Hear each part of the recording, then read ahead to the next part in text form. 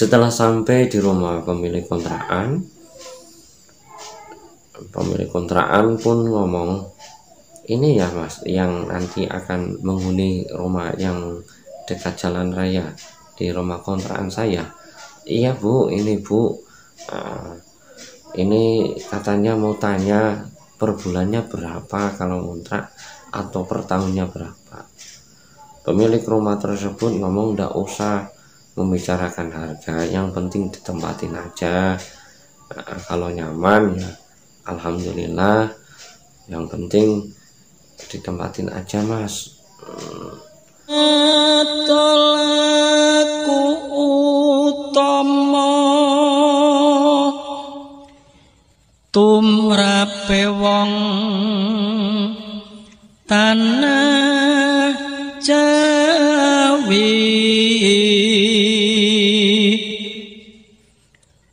wong agung ing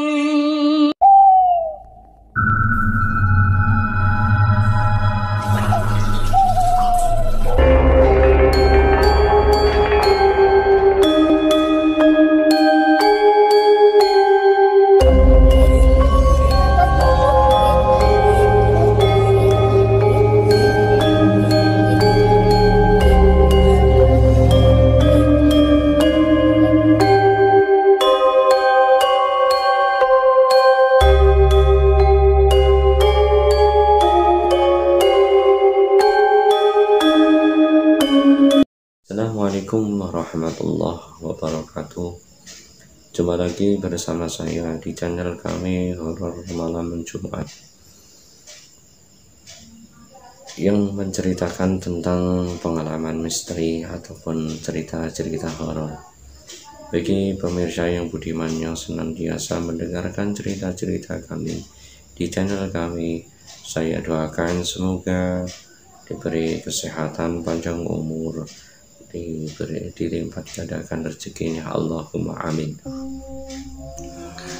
Pemirsa yang budiman, kali ini ada satu cerita yang dialami oleh si Abu, anak lelaki kelahiran dari desa Degarsari, Kabupaten Batang, Kecamatan Kandeman. Abu seorang pemuda yang baru saja mengalami PHK dari perusahaan di mana ia kerja.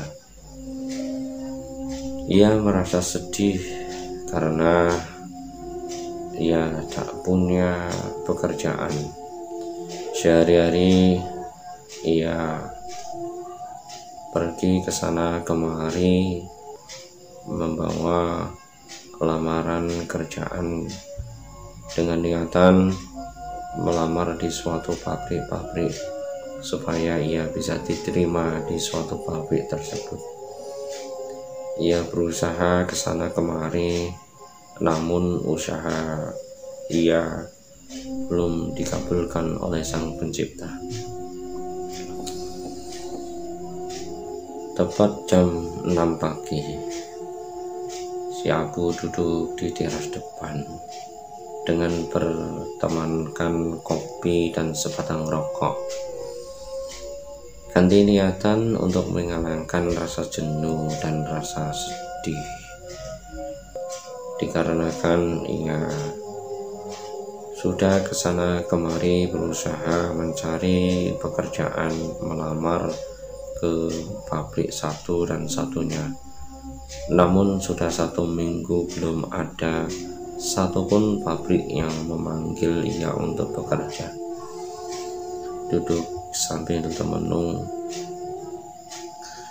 Tak lama kemudian ada sosok teman si Abi, namanya Mas Aang, memanggil Mas Abu. Bu, gimana kabarnya bu? Baik mas. Usaha kamu mencari kerjaan udah dapat panggilan belum bu? Belum nih mas, saya udah ngelamar kesana kemari tapi belum ada satupun perusahaan yang memanggil saya. Oh, kasihan banget kamu bu. Ini gimana kalau kamu bekerja di tempat saya? Karena Mas Aang ini warga dari Bekasi yang membuka usaha di Desa Tegalsari sebagai bos pengusaha kerupuk. Ia menawarkan supaya si Abu bisa kerja di tempatnya Mas Aang. Gini Bu, kalau kamu minat kerja di tempat saya, daripada kamu pusing kesana kemari mencari kerjaan, belum ada panggilan, kerja di tempat saya saja. Beneran Pak? Beneran Mas? Iya, tapi aku ini ndak bisa bikin kerupuk loh Mas. Ya ndak usah bikin kerupuk, nanti kamu yang nyalesin aja jualan kerupuk, lumayan loh Bu. Kalau kamu udah terbiasa lumayan hasilnya dibanding kerja di pabrik, masih lumayan jualan kerupuk, kata Mas Aang. Nah, kapan nih aku bisa mulai kerjanya Mas Aang? Besok aja ya. Besok kamu datang ke tempatku, nanti saya ajarin caranya berjualan. Aku penuh dengan rasa semangat menerima tawaran dari Mas Aang. Keesokan harinya, si Abu datang pagi-pagi penuh dengan rasa riang dan gembira karena ia akan mendapatkan suatu pekerjaan. Berjalan dari rumah menuju ke tempat kerja Mas Aang. Tidak begitu lama, sekitar 5 menit. Setelah sampai di tempatnya Mas Aang, Mas Abu memanggil Mas Aang. Assalamualaikum. Assalamualaikum. Lalu Mas Aang menjawab, Waalaikumsalam. Oh Mas Abu, gimana Mas Abu, udah siap? Siap Mas, siap. Penuh dengan rasa semangat. Ya udah gini Mas Abu, ini di daerah sini itu tadi malam saya tidak berpikir, ternyata di daerah khususnya di daerah Batang itu udah banyak salah-salah kerupuk. Gimana nanti siang saya antar ke daerah Weleri, adik saya membuka kerupuk di sana. Nanti kamu bisa bekerja dengan adik saya. Oke, enggak apa-apa. Ia menunggu tidak begitu lama. Setelah Mas Aang siap-siap, kemudian Mas Abu diajak sama Mas Aang dengan memakai motor buntutnya yang sering dibawa ke sana kemari. Penuh rasa semangat perjalanan dari Batang menuju ke Kota Kendal, Kecamatan Weleri. Setelah sampai di Kota Kendal, Kecamatan Weleri, kemudian Mas Abu dikenalkan sama saya adik Mas Aang yang bernama Mas Ujang. Jang, ini Abu yang tadi malam aku ngomong sama kamu itu, ini biar ikut kerja sama kamu ya Jang. Katanya kamu kan masih membutuhkan karyawan. Ya Kak, nanti ini diajarin jualan ya. Rute yang akan ditunjukkan kepada Mas Abu di daerah Kendal yang arah selatan, khusus di daerah Sukorjo dan sekitarnya. Abu dengan rasa semangat diajak sama Bang Ujang menuju ke arah Kendal bagian selatan di daerah area pegunungan. Kemudian setelah ia ditunjukkan ke sana kemari, Mas Abu pun penuh dengan semangat mengerjakan pekerjaan yang diterima oleh Mas Ujang. Setelah ia sampai kerja di sana menjual kerupuk-kerupuk, menghampiri satu warung ke warung yang satu dan yang satunya. Tanpa terasa waktu pun sudah menunjukkan jam 4 sore, sehingga Mas Abu memutuskan pulang. Kerupuk yang ia bawa pun sudah habis. Setelah ia pulang menuju ke rumah Mas Ujang, Mas Abu ini masih agak kebingungan nanti tidurnya di mana, dikarenakan di tempat Mas Ujang masih ngontrak. Rumahnya pun tidak begitu besar. Walaupun rumah yang tidak begitu besar sudah penuh dengan atribut-atribut dagangan, seperti halnya wajan yang untuk menggoreng kerupuk, dan ada kerupuk-kerupuk mentah yang siap untuk digoreng, sehingga Abu merasa risih tinggal bersama Mas Ujang. Kemudian Mas Abu ngomong sama Mas Ujang, "Mas Ujang, gimana kalau saya cari kontrakan di dekat-dekat sini, Mas Ujang? Kalau saya tidur di sini kok rasanya ndak enak, Mas Ujang." "Iya, ndak apa-apa Mas Abu, nanti saya carikan kontrakan di sekitar sini, Mas Abu. Tapi untuk sementara ya Mas Abu duduk di sini aja, kan belum dapat kontrakan." "Ya Mas Ujang, makasih ya Mas Ujang." Selama 3 hari Mas Abu tinggal bersama sang bos Mas Ujang. Ia pun bekerja sebagai sales kerupuk, nampaknya kerasan dan ada hasilnya. Mas Abu pun merasa senang dan merasa bahagia kerja di bagian lapangan. Tidak lama kemudian Bang Ujang ini menyebar informasi ke tetangga-tetangga supaya mencarikan tempat kontrakan yang akan dihuni oleh anak buahnya, yaitu si Abu. Kemudian ada salah satu tetangga datang ke rumah Mas Ujang, ngomong, "Mas Ujang, katanya kamu mau cari kontrakan." "Iya Bu, tuh rumah yang dekat dengan jalan raya di daerah Jenarsari itu, tidak jauh dari sini, ada rumah kosong. Siapa tahu boleh dikontrak. Kamu datang saja ke rumah pemiliknya. Rumahnya sebelah mana ya Bu? Nanti saya antar." Mas Ujang diantar ke rumah sang pemilik rumah kontrakan tersebut. Setelah sampai di situ, bertemu dengan pemilik rumah kontrakan, dia tanya, "Bu, apa benar Ibu yang mau mengontrakan rumah yang di dekat jalan raya itu?" "Ya benar, Bapak mau ngontrak di situ ya?" "Iya." Kira-kira berapa Bu?" "Ya udah ditempatin aja dulu, yang penting ditempatin, masalah nanti harga menyusul." Mas Ujang penuh dengan rasa semangat. Jarang-jarang ada kontrakan yang seperti itu.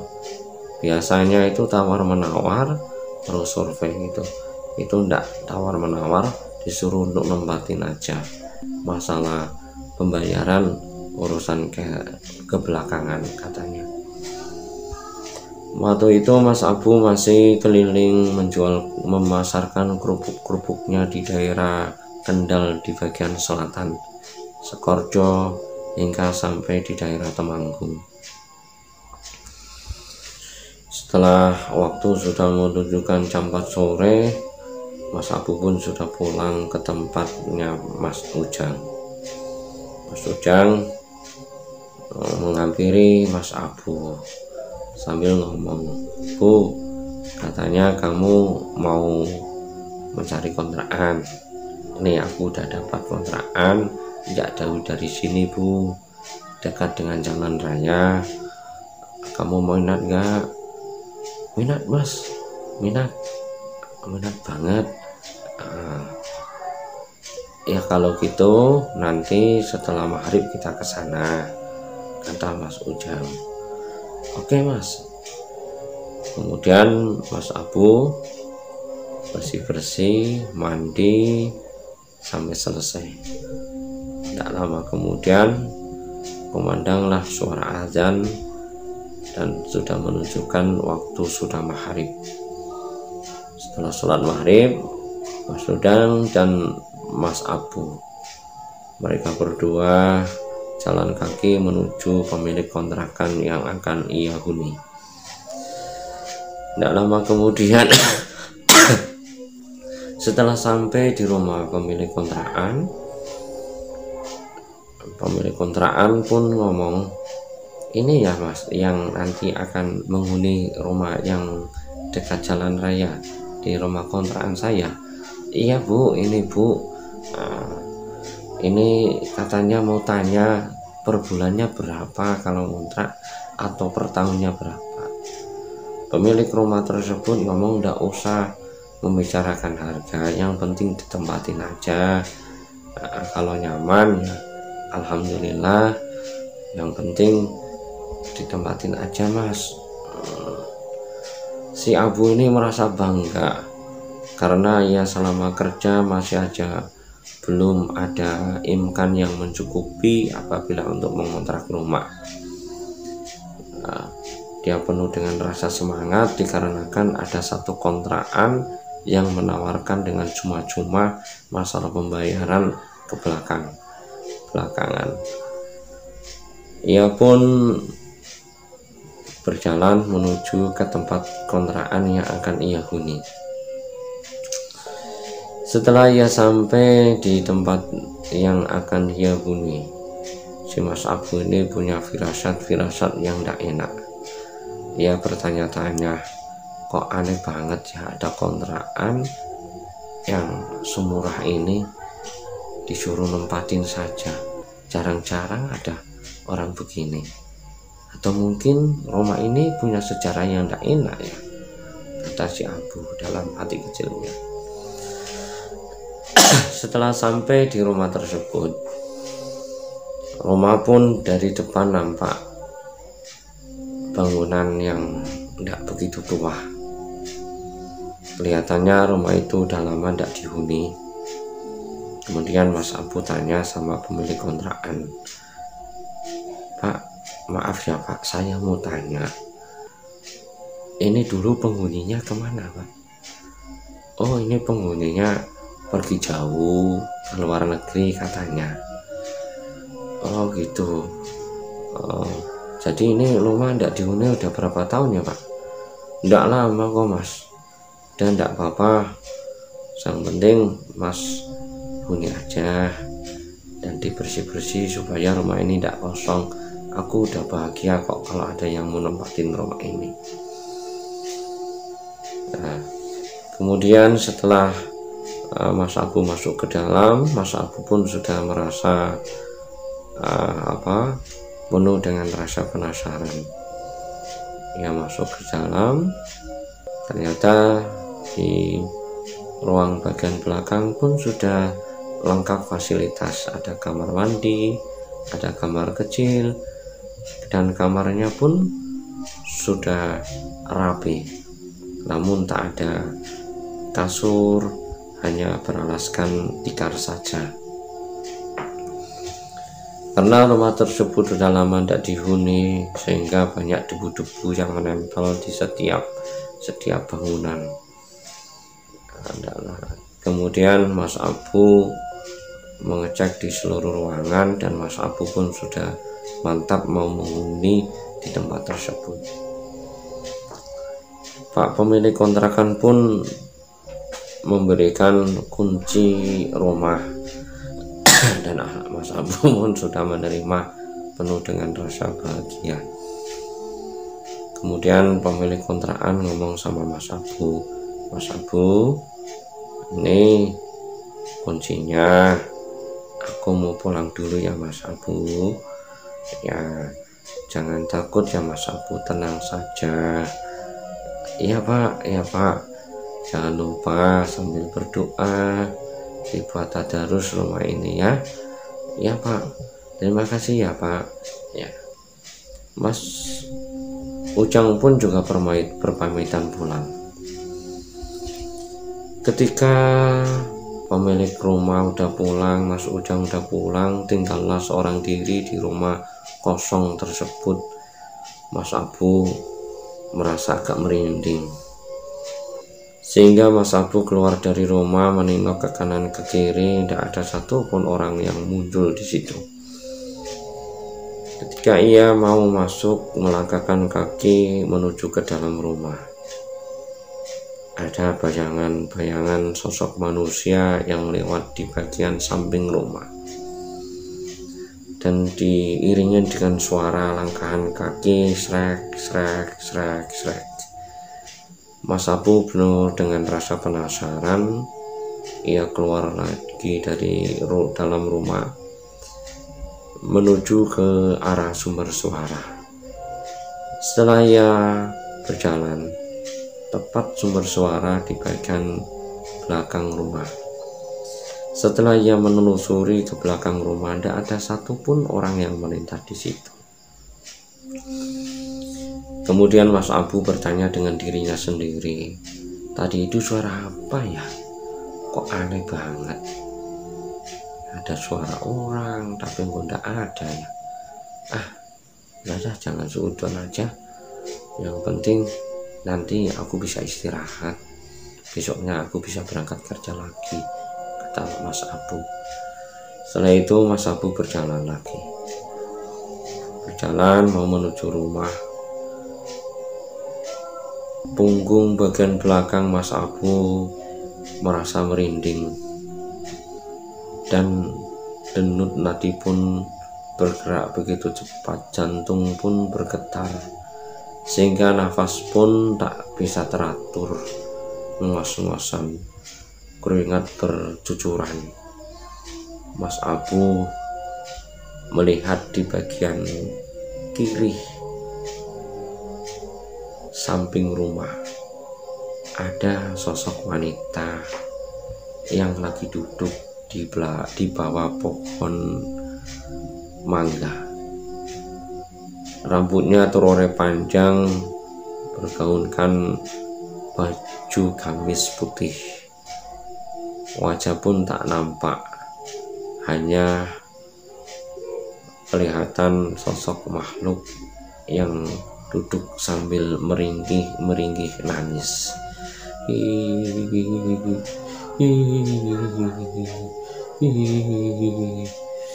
Mas Abu melihat sosok makhluk tersebut penuh dengan rasa takut dan gemetar, sehingga kaki pun mau dilangkahkan agak sulit. Jantung bergetar begitu cepat, rasa takut menyeliputi dalam benak pikir, sehingga Mas Abu kebingungan. Ia duduk sejenak, menengok ke kanan kemari, tidak ada satupun orang yang melintas di situ. Kelihatan agak sepi banget, tidak ada seseorang pun yang lewat di daerah situ. Padahal di sebelah kiri rumah yang akan ia huni terdapat jalan yang menuju ke area pedesaan. Ia nengok ke sana kemari penuh dengan rasa takut. Ia berdiri memanjatkan doa-doa semampu mungkin sambil memejamkan mata karena ia takut memandangnya. Tidak lama kemudian suara tersebut hilang seketika, dan Mas Abu membuka mata melihat ke arah bawah pohon mangga. Ternyata makhluk tersebut sudah hilang. Mas Abu pun sudah merasa lega dan tenang. Kemudian Mas Abu memutuskan melangkahkan kaki menuju ke arah depan rumah dengan niatan mau masuk ke dalam rumah. Setelah ia masuk ke dalam rumah, ia bersih-bersih tempat tidur, menyiapkan tempat tidur dengan beralaskan karpet, menata baju dan lain-lain. Dan kemudian Mas Abu duduk sambil melihat HP dengan niatan untuk sebagai hiburan saja. Tidak lama kemudian Mas Abu melihat ada sosok bayangan-bayangan yang melintas di depan pintu kamar. Seret. Bayangan tersebut berjalan nggak begitu cepat. Kemudian Mas Abu memanggil, "Halo, siapa itu? Halo, siapa?" Namun tidak ada suara pun yang muncul. Tidak lama kemudian di bagian belakang rak piring berbunyi begitu keras, bagaikan piring yang jatuh. Krotak-krotak kencreng. Mas Abu ini walaupun takut tapi menyimpan banyak penasaran. Bertanya-tanya, itu suara apa ya? Tikus atau manusia? Padahal cuma saya saja yang di sini. Kok kayak ada sesuatu yang ambruk ya? Coba dah saya ke sana. Ia membawa HP menuju ke ruang belakang. Ternyata di situ tidak ada satupun makhluk yang di situ. Rak piring pun masih berdiri tegak. Ia celingak-celinguk ke kanan kemari. Tidak ada seseorang pun yang ada di situ. Kemudian Mas Abu memutuskan masuk ke kamar karena tubuh udah agak lelah. Seharian sudah bekerja, tenaga pun sudah berkuras, mulut pun mulai sendawa. Kemudian Mas Abu memutuskan tidur. Mata udah mulai agak terpejam. Tidak lama kemudian melihat bayang-bayang sosok makhluk yang begitu besar. Besarnya tidak terkira, mendatangi Mas Abu. Mas Abu hanya menggigil ketakutan, keringat pun bercucuran. Jantung bergerak begitu cepat. Nafas pun jadi ngos-ngosan karena melihat bayang-bayang begitu tinggi besar mendatangi Mas Abu. Mas Abu agak kebingungan. Tak lama kemudian Mas Abu ini tindihan. Tangan tidak bisa digerakkan, mulut tidak bisa berbicara, kaki pun tidak bisa digerakkan. Hanya ia berusaha menggerakkan tangan, namun usaha Mas Abu sia-sia saja. Ia hanya merintih, bingung, kebingungan. Tidak lama kemudian teringat. Kemudian ia membacakan doa-doa semampu mungkin.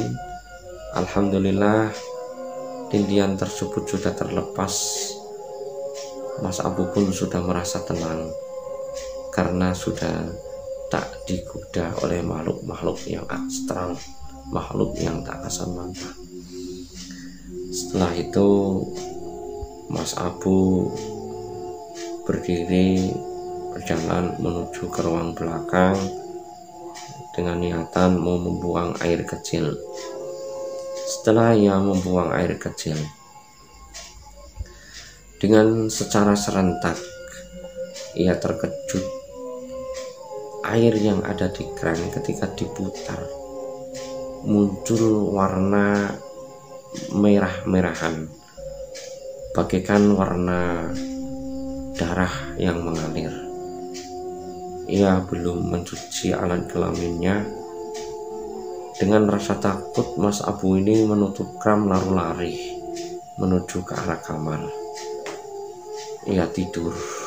Alhamdulillah, tidak ada makhluk yang mengganggunya hingga pagi. Ke pagi hariannya, ia bangun mencari sarapan. Setelah ia memberi sarapan, tidak lama dari rumah, dia berjumpa dengan ibu-ibu yang masih membeli sayur mayur dan lauk pauk. Ada salah satu ibu yang ngomong, "Mas, apa Mas yang menghuni rumah yang di depan situ. Iya Bu. Pulangnya mana Mas? Pulangnya dari Batang. Oh, gini Mas ya, rumah itu udah lama kosong, nggak dihuni Mas. Saya dulu kalau pas waktu pulang kerja jam 6 lewat situ, saya itu pernah lihat ada sosok wanita menangis, rambutnya terurai panjang menutupi wajah. Pokoknya merinding Mas. Tapi Mas jangan takut ya Mas, rumah itu udah lama nggak dihuni Mas. Ya Bu. Bu jangan nakut-nakutin ya Bu. Ya tenang aja Mas, tidak apa-apa. Kalau ada apa-apa teriak aja, nanti warga bisa bantu. Ya Bu, makasih ya Bu sarannya Bu. Jadi konon katanya rumah tersebut dulu dihuni sepasang suami istri, yang mana suami istri tersebut terjadi konflik dalam rumah tangga sehingga terjadi pertengkaran yang sangat dahsyat. Dan entah cerita selanjutnya agak jelas. Setelah Mas Abu sudah selesai membeli lauk mauk, terus ia sarapan, sudah mandi, lalu Mas Abu menyalakan motor bututnya menuju ke rumah Mas Ujang mengambil kerupuk-kerupuk yang akan didagangkan. Ketika sampai di rumah Mas Ujang, wajah Mas Abu agak kelihatan pucat, seperti orang yang tak tidur dalam satu malam. Mas Ujang penuh dengan rasa penasaran menanyai sama Mas Abu, Mas Abu tadi malam tak tidur ya? Iya Mas. Kenapa? Wah, tadi pas waktu aku mau tidur tadi malam itu ketindihan Mas. Jadi setelah itu saya mau tidur takut. Oh gitu aja, jangan takut. Dulu pas waktu saya nguni rumah ini, itu pun saya pernah tindihan. Tapi setelah saya dihuni agak lama, alhamdulillah aman-aman saja Bu. Kamu jangan takut ya Bu. Ya Mas. Ya udah, ini kerupuknya udah siap. Kamu berangkat ke daerah Temanggung ya. Penuh dengan rasa semangat, Abu menyancap motor buntutnya menuju ke daerah Temanggung untuk mendagangkan kerupuk-kerupuk yang ia bawa. Setelah selesai, sorenya ia pulang menuju ke kota Kendal. Setelah sampai di kota Kendal, ia bersih-bersih menuju ke tempat kontrakan. Ia masuk dengan mengucapkan salam, kemudian ia mandi dan lain-lain. Setelah selesai mandi, terdengar suara komandang adzan maghrib. Lalu Mas Abu memutuskan sholat berjamaah di musola terdekat. Setelah sampai, dia melakukan ibadah sholat maghrib. Ada bapak-bapak mendatangi Mas Abu. Ia tanya, Mas, pulangnya mana Mas? Dari Batang Pak. Oh, apa Mas yang ngontrak di rumah yang depan itu, yang dekat jalan raya? Iya Pak. Diperbanyak tadarus ya Mas. Rumah itu udah lama ndak dihuni. Jangan takut ya Mas, rumah itu udah lama ndak dihuni. Tak lama kemudian, bapak tersebut berpamitan pulang. Mas Abu duduk di teras depan musola sambil membayangkan nanti kalau aku tidur gimana. Tak lama kemudian ada seorang bapak anak-anak muda menghampiri Mas Abu. Ia pun bertanya, Mas yang tinggal di rumah depan situ ya Mas? Iya. Gini Mas, Dulu rumah itu agak angker loh mas. Angker gimana? Dulu pas waktu saya mau metik bunga mangga yang ada di samping rumah itu sama teman-teman, saya melihat sosok wanita berpakaian wajah cantik, namun lidahnya menjulur keluar, matanya melotot, seakan-akan kelihatan nampak wanita tersebut kesakitan dan menangis, merintih gitu. Wah, kamu itu mas, jangan nakut-nakutin, kata si Abu. Ya, ini kan cuman aku cerita pengalaman saya mas. Nanti mas, jangan takut ya mas.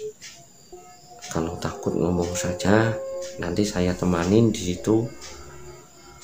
Ya, makasih. Oke, nanti kalau saya kok merasa kesepian, mas saya panggil ke tempat saya, kata si Abu. Kemudian tidak lama kemudian Mas Abu memutuskan pulang ke tempat kontrakan. Melangkahkan kaki menuju ke rumah kontrakan, ia menyimpan beribu-ribu kata tanya. Ada apa rumah tersebut? Kok banyak warga yang mengatakan rumah itu tersebut angker? Dulu punya cerita apa ya? Kenapa kok banyak orang yang dijumpakan dengan makhluk-makhluk yang tak kasat mata? Ya agak kebingungan. Sambil melangkahkan kaki, terus ia masuk rumah. Ia teringat saran seseorang yang berjumpa di musola. Katanya untuk berbanyak tadarus membaca Al-Quran. Mas Abu dasarnya seorang santri, ya membawa Al-Quran. Kemudian ia tadarus Al-Quran. Suasana yang begitu agak sunyi dan genting, alhamdulillah ternetralisir, kelihatan agak aman dan tenang. Mas Abu saking lelahnya tertidur sambil membawa Al-Quran. Sekitar jam 12 malam terdengar suara tangisan yang sangat mengerikan.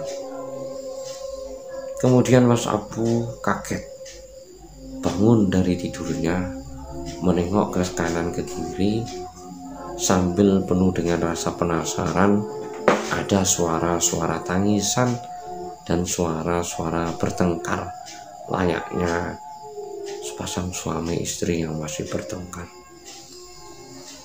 Kemudian Mas Abu memutuskan keluar dari kamar mencari sumber suara tersebut. Ketika ia melangkahkan kaki dari belakang, nampak ada bayangan-bayangan yang mengikuti langkah-langkah kaki Mas Abu. Kemudian Mas Abu menengok ke belakang. Tidak ada sosok makhluk apapun yang ada di situ. Ia pun merasa agak merinding dan ketakutan. Punggung terasa berat, kaki pun agak terasa bergetar, dan ia memanjatkan doa-doa semampu mungkin supaya diberi keselamatan. Tidak lama kemudian nampaklah sosok wanita cantik, seperti hal yang diceritakan oleh seseorang yang bertemu di musola. Wanita cantik memakai gaun yang indah, lidahnya menjalar keluar dari mulut, matanya melotot sambil ketangisan, merintih kesakitan. Si Abu kaget. Kemudian si Abu melangkahkan kaki ingin keluar dari rumah tersebut, namun rasanya sulit untuk mengangkat kaki. Ia berdiri sambil melihat makhluk tersebut. Namun anehnya, makhluk tersebut tidak kunjung pergi. Setelah ia mengamati sosok makhluk tersebut, semakin lama ia memandang, seakan-akan makhluk tersebut nampak jelas ingin bercerita. Ya, rasa takut. Tak lama kemudian ia berkata-kata, makhluk, wah, jangan takut-takutin saya, jangan ganggu saya, keluar dari sini. Kamu kenapa? Keluarlah dari sini. Ia sambil memanjatkan doa-doa sebisa mungkin. Alhamdulillah makhluk tersebut hilang. Kemudian ia duduk sambil termenung memegang tasbih serasa berzikir supaya diberi ketenangan. Tak lama kemudian nampaklah angin yang berbunyi agak begitu kencang. Tidak lama kemudian angin tersebut membawa kertas, sobekan kertas. Terdapat suatu tulisan. Tulisan tersebut menunjukkan suatu curahan hati. Penuh dengan rasa penasaran, Mas Abu mengambil kertas tersebut, kemudian membaca. Setelah dibaca, ternyata isinya, manusia, pemuda, tolong kami, pemuda, tolonglah kami, hidupku tersiksa. Ia kebingungan dengan tulisan tersebut. Kemudian Mas Abu duduk sambil membaca Fatihah, ditujukan ke arah makhluk yang tak kasat mata tersebut. Alhamdulillah semua sudah tenang. Kemudian pagi harinya Mas Abu datang ke rumah Mas Ujang sambil membawa sobekan kertas yang berisikan tulisan. Mas Ujang pun penuh penasaran. Kemudian Mas Ujang memanggil guru spiritual ia. Pak Slamet, nanti malam kamu bisa datang ke tempat saya nggak, Pak Slamet? Kata Mas Ujang. Insya Allah saya bisa. Ketika menginjak malam, Pak Slamet pun datang ke rumah Mas Ujang. Kemudian Mas Ujang membawa Pak Slamet ke rumah kontrakan Mas Abu. Setelah di situ, Pak Slamet membacakan doa-doa sambil ritual. Setelah itu tidak lama kemudian muncullah suara tanpa rupa menggelegar. Dan Pak Slamet ini kemudian berinteraksi bagaikan seseorang yang tanya jawab. Namun orang yang di sekeliling pun tidak ada yang dengar dan tidak tahu apa yang dibicarakan. Kemudian tidak lama kemudian, setelah segala doa-doa dan semuanya dipanjatkan, rumah tersebut sudah merasa tenang dan aman. Nah, kemudian Pak Ujang dan guru spiritualnya Pak Slamet keluar dari rumah pamitan sama Mas Abu. Setelah itu Mas Abu pun sudah agak tenang. Setelah selesai, besoknya Mas Abu penuh dengan rasa penasaran. Pagi-pagi ia mendatangi salah satu rumah warga yang berdekatan. Pas waktu itu pemilik rumah masih menyirami tanaman hias di depan rumahnya. Ia ngomong, Pak, saya mau tanya, boleh Pak? Boleh Mas, ada apa Mas? Dulu rumah itu pemiliknya mana Mas? Orang mana? Oh ya, gini Mas, masuk aja dulu ke rumah saya. Setelah masuk, dibikinkan kopi. Terus tetangga tersebut bercerita, Mas Abu, dulu rumah itu sangat angker, udah lama tahunan tidak dihuni Mas. Loh, pemiliknya kenapa? Dulu itu entah gimana ceritanya, sang ibu pemilik rumah tersebut meninggal dalam keadaan tercekik. Wah, kasihan banget ya Mas. Iya, sehingga rumah tersebut menyimpan banyak misteri. Warga yang di sini pun kalau malam tidak berani lewat di daerah situ karena sering berjumpa dengan makhluk-makhluk yang tak kasat mata. Oh gitu ya Pak. Oh, makasih ya Pak, makasih atas informasinya, kata Mas Abu. Ya Mas Abu, nanti hati-hati ya kalau di situ ya Pak. Dan alhamdulillah karena malamnya sudah dinetralisir sama seorang Ustadz Pak Selamat, semua udah aman dan sudah tidak ada gangguan lagi. Mas Abu pun sudah tenang menempati rumah tersebut. Dan alhamdulillah Mas Abu diberi keselamatan dan diberi rezeki yang berlimpah-limpah penuh dengan keberkahan. Itulah kisah nyata yang dialami oleh Mas Abu dari kota Batang yang merantau di kota Kendal.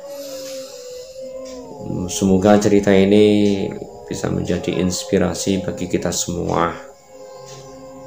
Bila kita ingin menempati rumah yang kosong, alangkah baiknya kita uluk salam dulu dan dibiasakan rumah tersebut untuk tadarus Al-Quran supaya nyaman untuk ditempati. Makhluk-makhluk yang tak kasat pun akan menyingkir dan rumah tersebut akan nampak cerah dikarenakan terdapat alunan-alunan lafaz Allah, alunan zikir. Cukup sekian dari kami. Wassalamualaikum warahmatullahi wabarakatuh.